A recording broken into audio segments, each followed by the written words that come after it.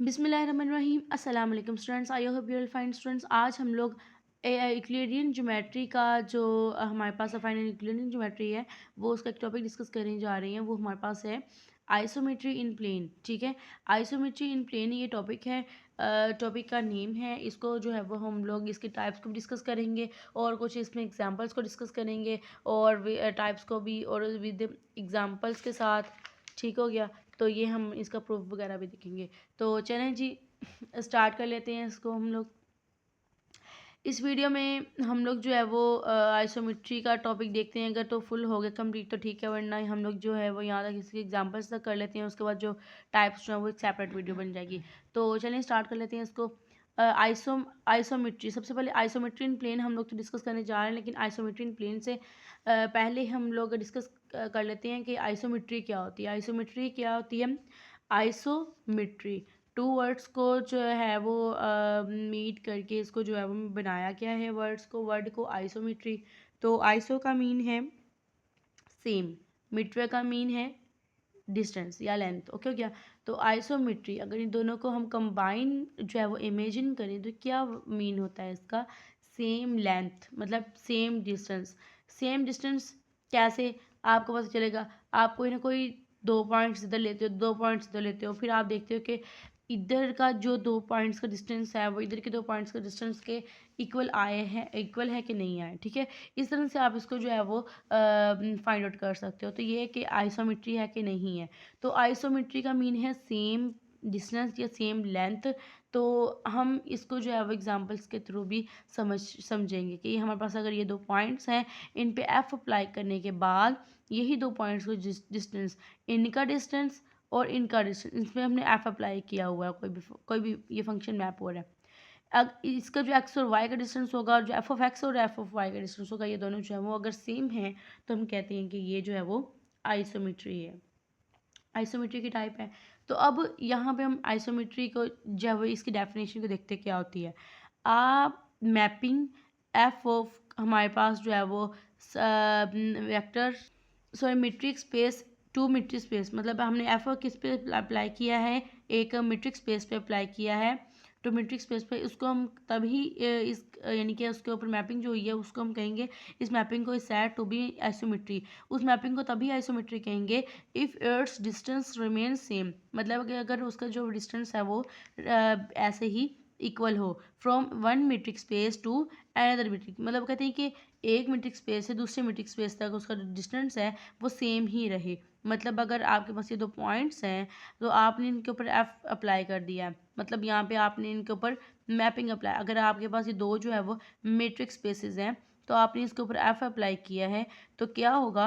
ये तभी इसको हम आइसोमेट्री कहेंगे कि जब इनका डिस्टेंस जो है वो मतलब इन दो पॉइंट्स का डिस्टेंस एफ अप्लाई करने के बाद इन पॉइंट्स का डिस्टेंस जो है वो सेम रहेगा एक मीट्रिक स्पेस से दूसरे मीट्रिक स्पेस तक। ठीक है, ये वही चीज़ आपको जो है वो मैंने ये पहले एग्जांपल में बताई है, वही चीज़ है। अब इसको मैथमेटिकली हम इस तरह से राइट करेंगे, X minus Y is equal to F of X minus F of Y. मतलब ये दो पॉइंट्स मैंने लिए थे, इनका डिस्टेंस जो होगा उसके absolute value is equal to, अगर मैं इसी इन्हीं पॉइंट्स के ऊपर एफ अप्लाई कर दूँ, ठीक है, उन दोनों पॉइंट्स का डिस्टेंस उनके एब्सोल्यूट वैल्यू, मतलब ये सेम हो गया।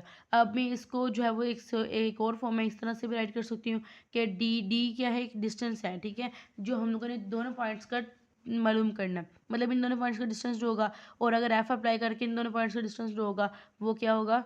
सेम होगा। तो ये चीज़ जो हम कहते हैं आइसोमेट्री की एक टाइप है।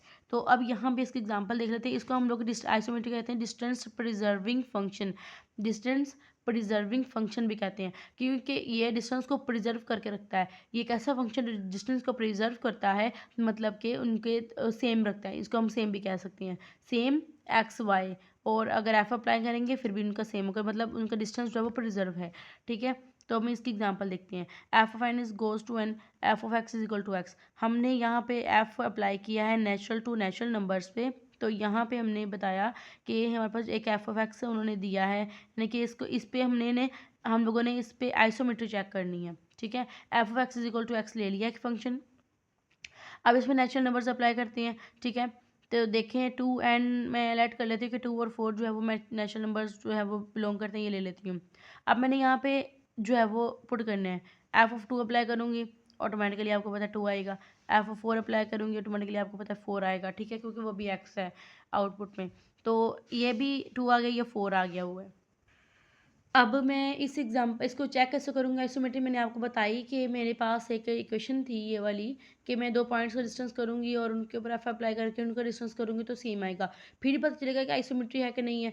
तो यही चीज़ मैंने चेक करनी है। तो मैंने यहाँ पे इसको अगेन जो है वो राइट कर लिया है कि एक्स वाई अगर आपके पास 2 पॉइंट्स दिए गए हैं, जैसे कि आपके पास ये 2 पॉइंट्स दिए गए हैं 2 और 4, आप इसके ऊपर पहले जो है वो जस्ट डिफरेंस करें, डिस्टेंस इसका जो है वो सब्ट्रैक्शन करें, उसके एब्सोल्यूट वैल्यू किसके इक्वल आनी चाहिए, इन पे एफ अप्लाई। एफ क्यों, कौन सा है, एफ ये वाला जो उन्होंने साथ उसके दिया हुआ है, ठीक हो गया। मैंने इसलिए पहले एफ अप्लाई करके उनकी वैल्यूज़ को रख दिया है ताकि पता चले ये हमारे पास अगर 2 और 4 ये एक्स और ये वाई है तो इनके ऊपर एफ अप्लाई किया, एक्स के ऊपर एफ ऑफ एक्स किसके इक्वल है, 2 के इक्वल आया, और एफ ऑफ अगर वाई के इक्वल करूँगी, वाई के ऊपर अप्लाई करूँगी तो वो आएगा 4 के इक्वल, ठीक हो गया।